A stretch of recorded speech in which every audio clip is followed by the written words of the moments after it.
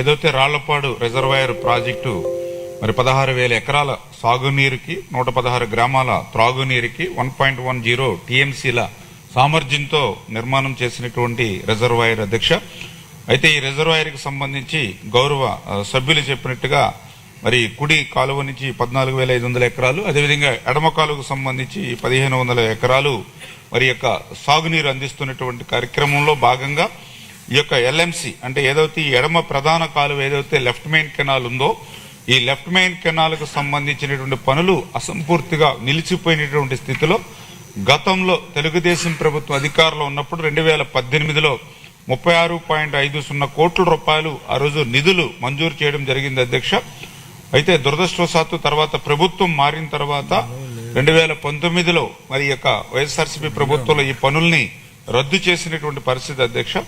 మరి ఏదైతే గౌరవ సభ్యులు ఈ యొక్క రాళ్లపాడుకు సంబంధించినటువంటి ఈ యొక్క లెఫ్ట్ మెయిన్ కెనాల్ కు సంబంధించినటువంటి పనులు అత్యవసరమైనటువంటి మరి స్థితిలో మరి వాటిని కూడా మళ్ళీ ఎస్టిమేషన్లు మళ్ళీ రీఎస్టిమేషన్ చేసి ఆ వర్క్లను కూడా పరిశీలించగలమని చెప్పి ఏదైతే గౌరవ సభ్యులు కూడా ఈ సందర్భంగా తెలియజేసుకుంటున్నాం అధ్యక్ష.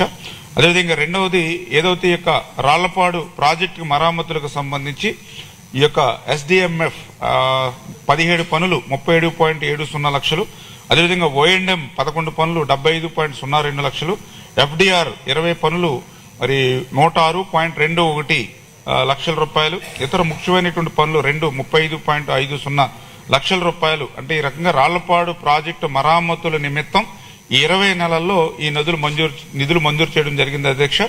అదేవిధంగా ఆయన కందుకూరు నియోజకవర్గానికి కూడా ఏ రకంగా నిధులు మంజూరు చేశారనేది అడిగినటువంటి ప్రశ్నకు కూడా సమాధానంగా ఎస్డిఎంఎఫ్ నుంచి 12 పనులు 40.53 లక్షలు, ఓఎండ్ఎం 15 పనులు 75.55 లక్షలు, ఎఫ్డిఆర్ 113 పనులు 7.15 కోట్లు. అంటే మొత్తం కందుకూరు నియోజకవర్గానికి సంబంధించి మొత్తం 10.86 కోట్లు. అంటే రాళ్లపాడు రిజర్వాయర్ 2.54, మిగిలినటువంటి కాన్స్టిట్యున్సీలో 8.32 అంటే 10.86 లక్షల రూపాయలు ఈ యొక్క 20 నెలల్లో ఈ కూటమి ప్రభుత్వం వచ్చిన తర్వాత ఈ యొక్క నియోజకవర్గానికి నిధులు మంజూరు చేశామని చెప్పడం జరిగింది.